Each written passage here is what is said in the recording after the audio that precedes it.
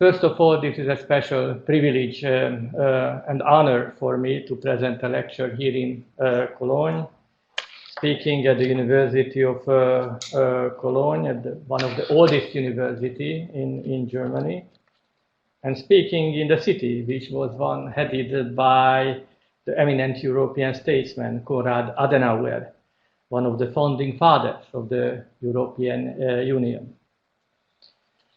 So I'm going to introduce the different views, approaches, and narratives on European integration in Hungary in the light of the elections for the European Parliament as well.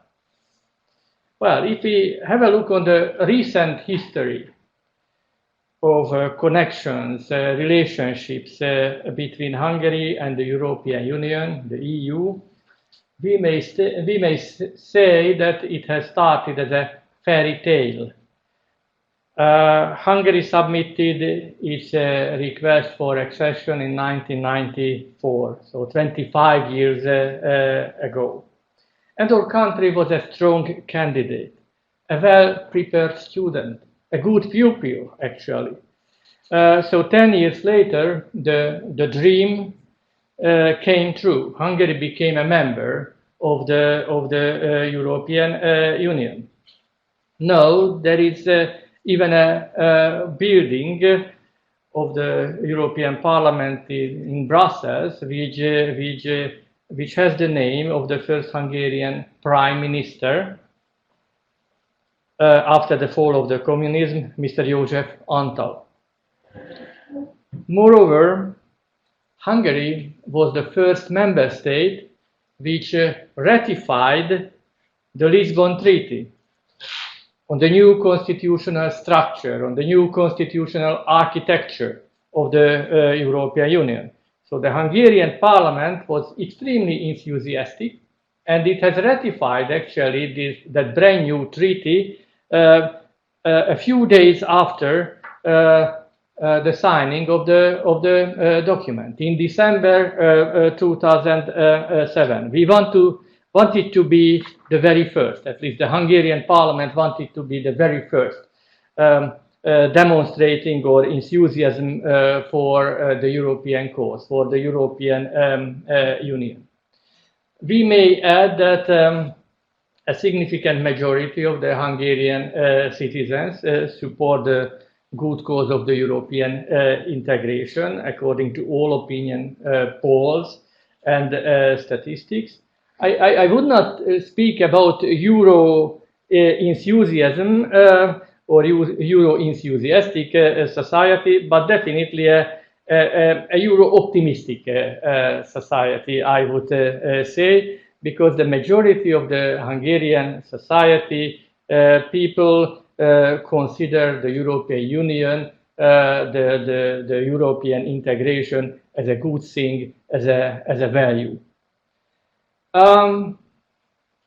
Well, regarding the more practical or budgetary perspectives, I may mention that the level of per capita EU financial support is one of the highest in the European Union in Hungary. So billions of euros have been poured into the economy, into the country during the past years, contributing very significantly to the economic growth and economic development.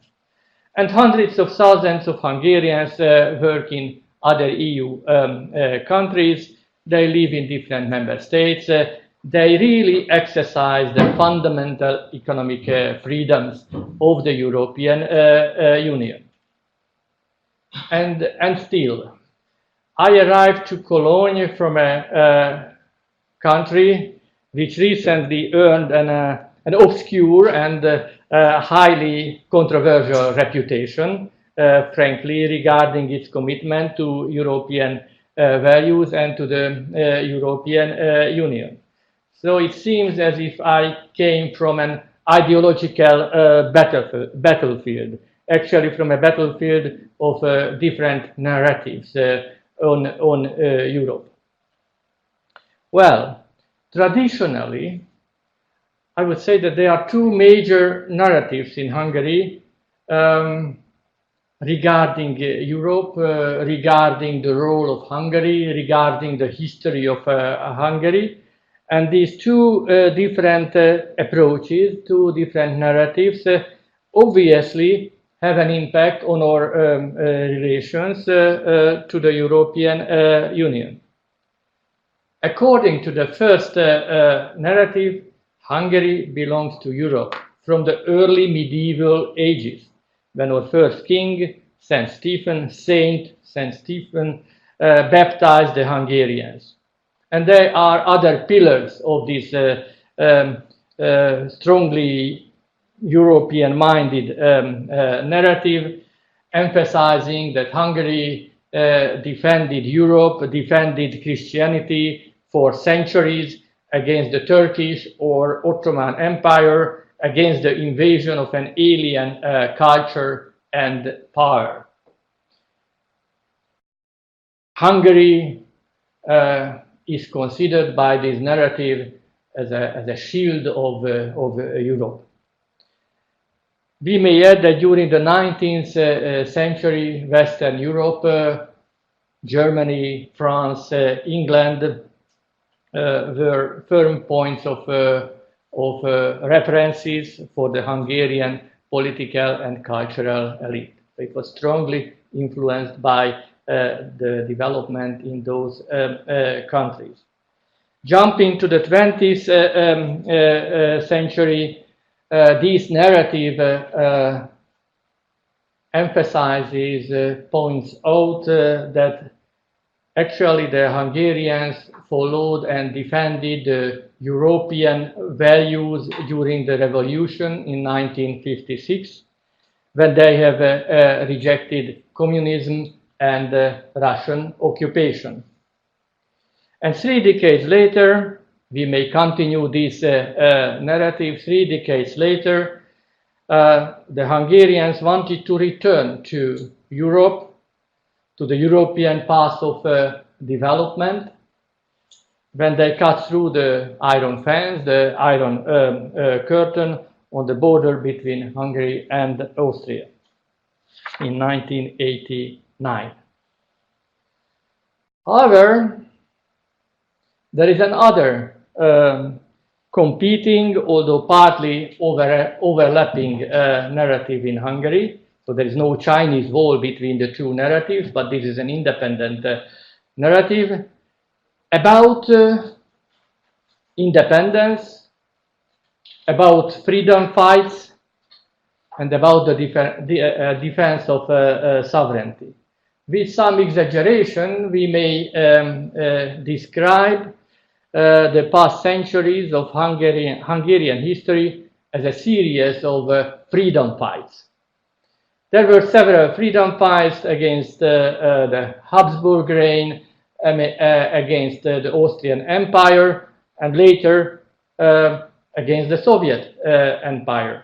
So in this field, again, we share our history with Poland. We have this sovereignty-centered narrative in Hungary as well. So if you come to Budapest, the names of the major avenues, streets, and squares just remind us to the famous and brave leaders of these freedom fights. Actually, to be a freedom fighter, this is an extremely noble title in Hungary. So Hungary has entered into the European Union with this mixed background, with the heritage of a strong pro-European feeling, with the feeling of belonging to Europe, but there is, and there was a competing narrative, the pro-independence approach. Moreover, we may add to this pro-independence approach that Hungary joined to an integration just after 25 years of leaving an empire. More explicitly, it has joined to the European Union just 25 years of leaving the socialist bloc, dominated, occupied by the Soviet Union. Against this background, the question inevitably rises: has the country, the society, been ready for such a big step, for the big step of EU accession? Not from the point of view of the little bit formalistic criteria, the so-called Copenhagen criteria, from the point of view of introducing the institutions of market economy and the results of the approximation of laws before the accession of the country, but from the point of view of deep attitudes, from the point of view of culture in an anthropological sense. Was the society ready for transferring a part of sovereignty to a supranational organization? Or some more time would have been needed to understand that Brussels is not equal to Moscow, and politicians should not put an equal sign between the two capitals, between a former empire and the present integration.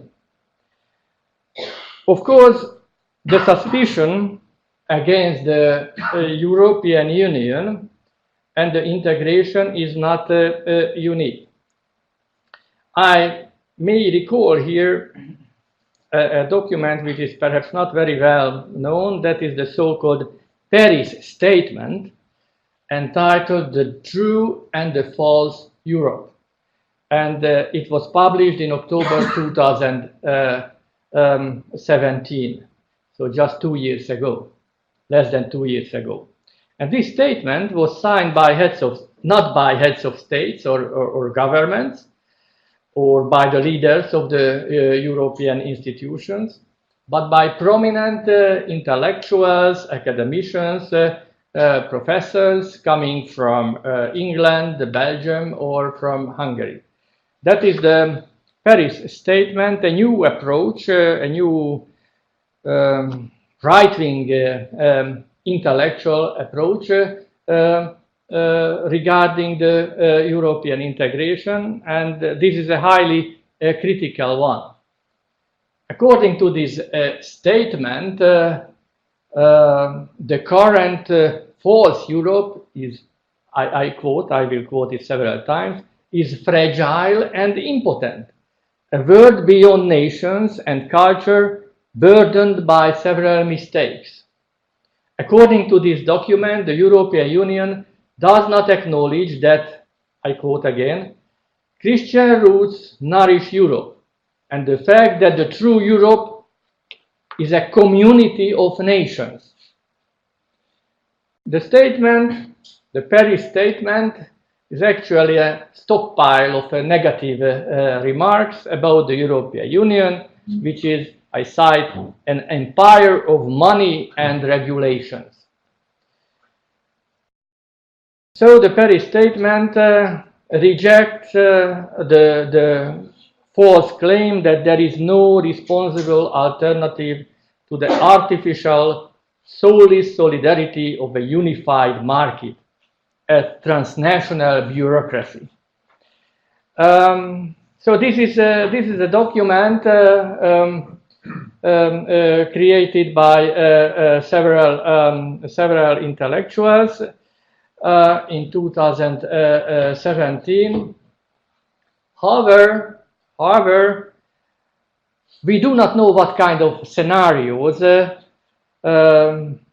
are suggested, are proposed by this statement.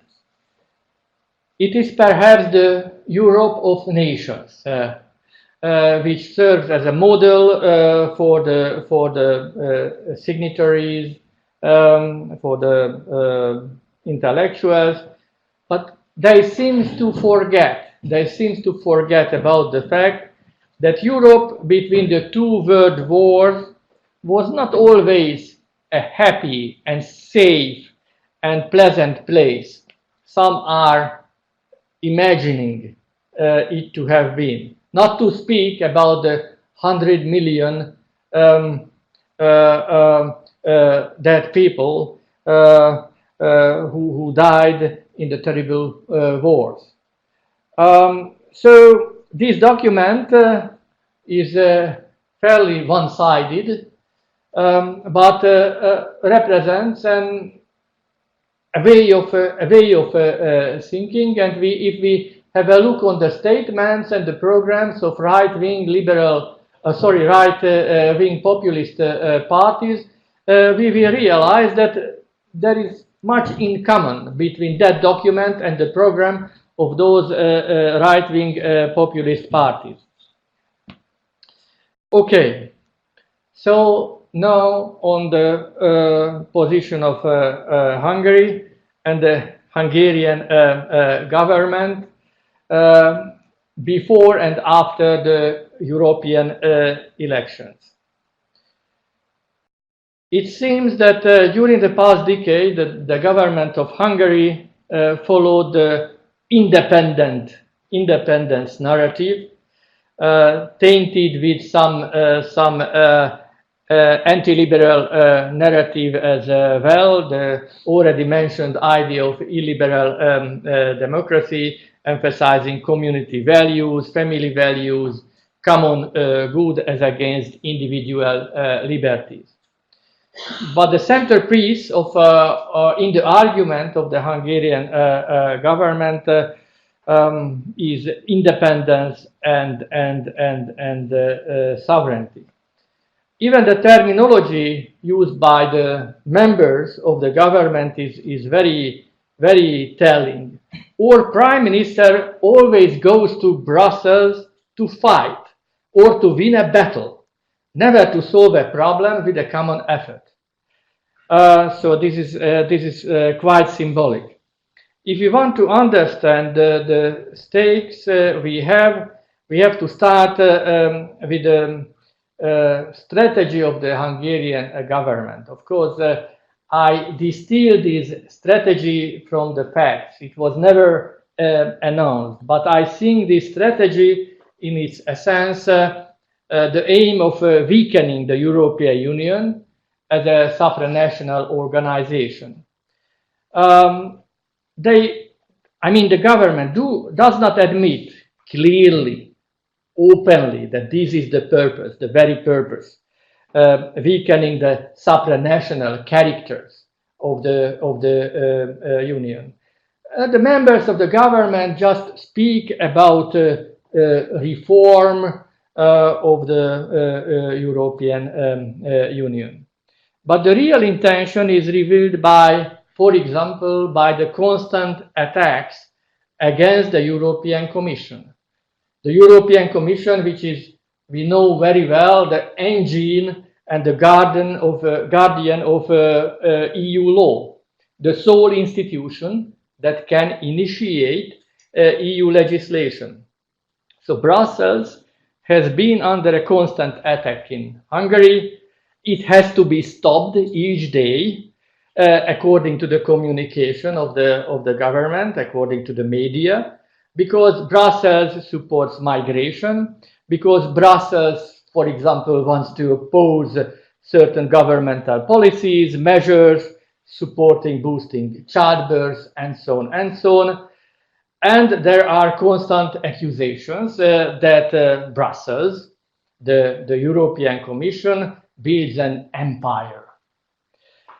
So sometimes it is even questionable whether the Hungarian government meets the minimum level of loyal cooperation which is prescribed by the Treaty on the European Union. Another element of this strategy, the efforts to push up, elevate all major decisions to the level of the European Council. As it is well known, the European Council is a body of the heads of states and governments, an institution of a traditional intergovernmental cooperation.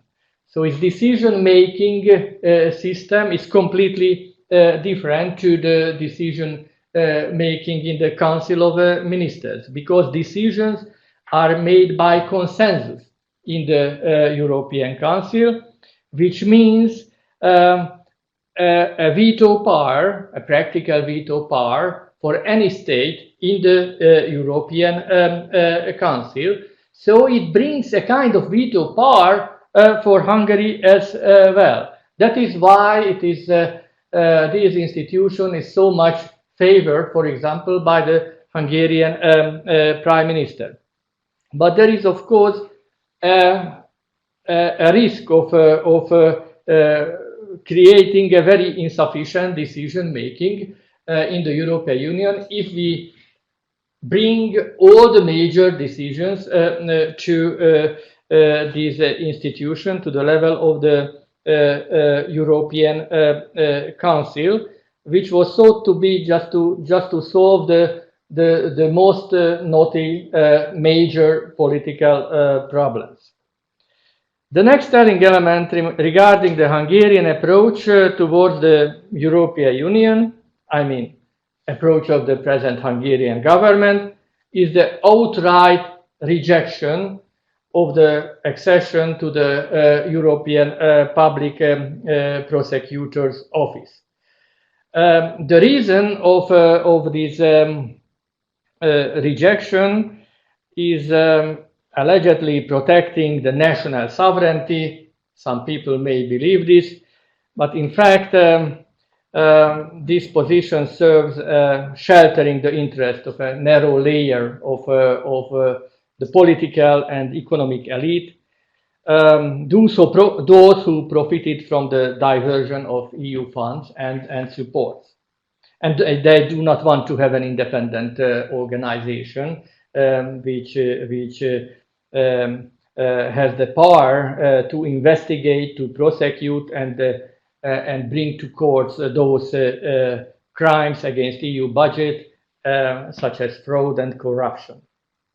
So the accession of the prosecutor's office is rejected, although it would represent, I think, a huge added value to the Hungarian system of justice. Regarding the direct political actions of the Hungarian government, well, we have limited period of time, but definitely the cooperation with radical populist right-wing parties, with the ardent opponents of the European Union, with Mr. Salvini, for example, Mr. Strache, their nation's first approach, which puts national interests above collective European interests and solidarity, is really worrying phenomenon, not to speak about the dubious Russian connections behind these radical populist parties. Then the next element of the Hungarian government strategy regarding Europe is the issue of migration, which is a real problem. Migration is a real problem, and we may have to live with this problem for decades. But this issue became a dominant or sometimes a sole topic of the political communication in Hungary. It was put into the center of propaganda in a very simplistic form, practically oppressing or blocking any reasonable or responsible debate, dialogue on the future of the European Union. Again, it was easy to bring life to the freedom fight narrative and misuse it, misusing the memories of heroic wars against the Turkish army centuries ago. They are deeply embedded in the Hungarian collective memory. But the government revitalized these memories and tradition with a strange intellectual twist, blaming the European Union for migration. So all in all, this is an approach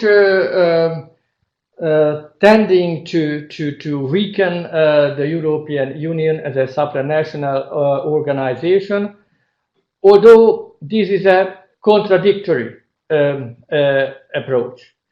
There is a very serious inconsistency in this position.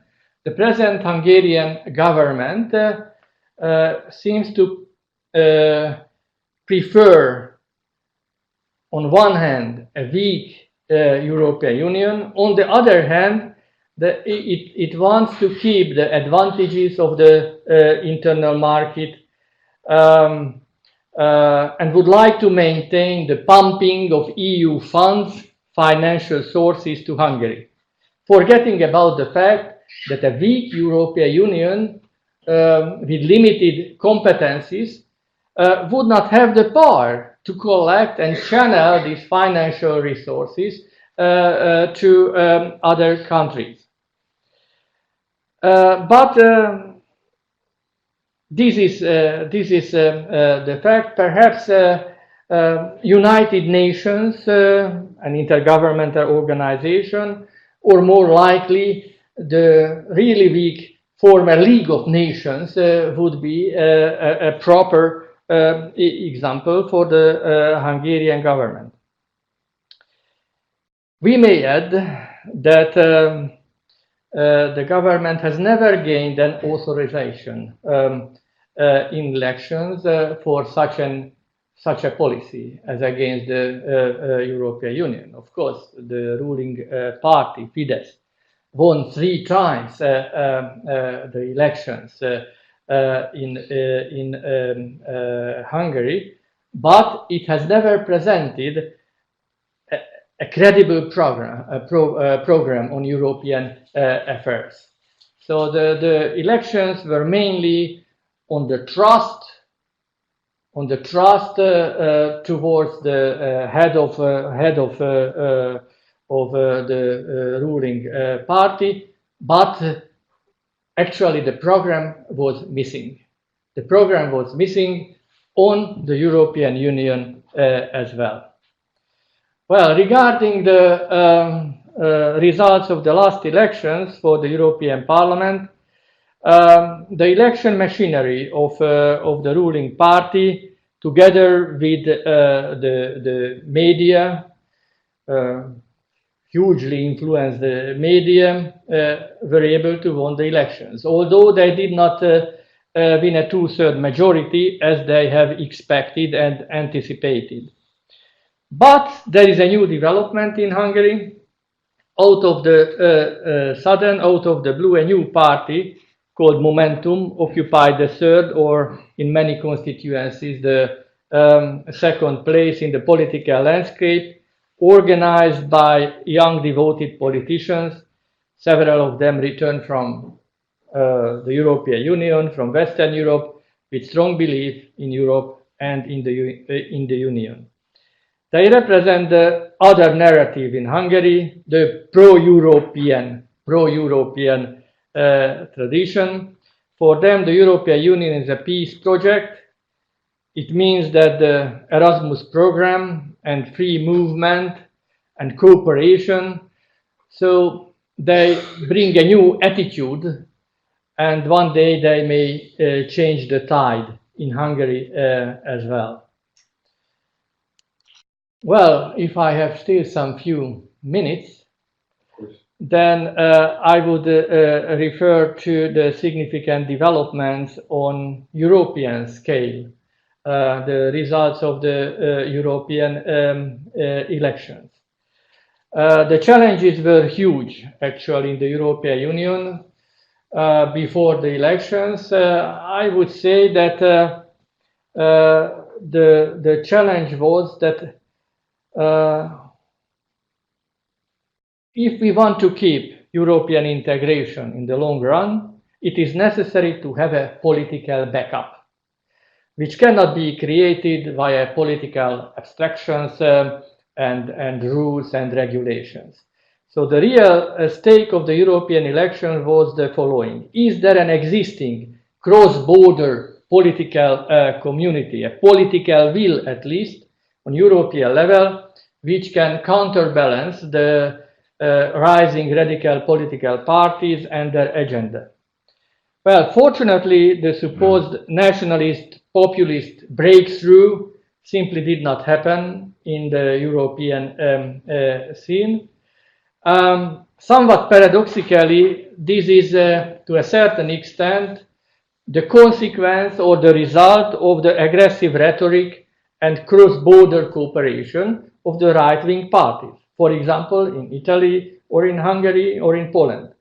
This rhetoric against the European Union has made it clear for millions of Europeans, of citizens, that they may lose the achievements of the European integration. The European Union and peace does not exist without effort. It became clear. The European Union is not an eternal gift of the founding fathers. Each generation should contribute to the preservation with heart, with spirit, and hard work. So the rise of populist parties was a warning for Europe. Do not take what you value for granted. In this way, the populist movement unintentionally, in my understanding, contributed to the birth of cross-border solidarity, perhaps an embryonic form of a future European demos, a pro-European narrative on a continental scale. Although the traditional party formations in the European Parliament, like the European People's Party, Socialist Party, have lost seats, but the Liberals and the Greens became stronger. So the nationalist parties were not able to become a major power. The Union, all in all, the Union did not become weaker, although the European Parliament perhaps became more fragmented and more comprehensive, more fluid. But the project, the grand design of unity and diversity, seems to survive, seems to be viable. This is a very good news, since the most important goal is the survival of a functioning and effective European Union. Finally, let me quote the words of Sándor Márai, the famous Hungarian novelist, who wrote during the Second World War, thinking about the future of the continent, future of Europe. And I quote him, "It would be a big loss if Europe would collapse back into 30-something jealous and distrustful states. The price of a disunited Europe would be really huge." Thank you very much.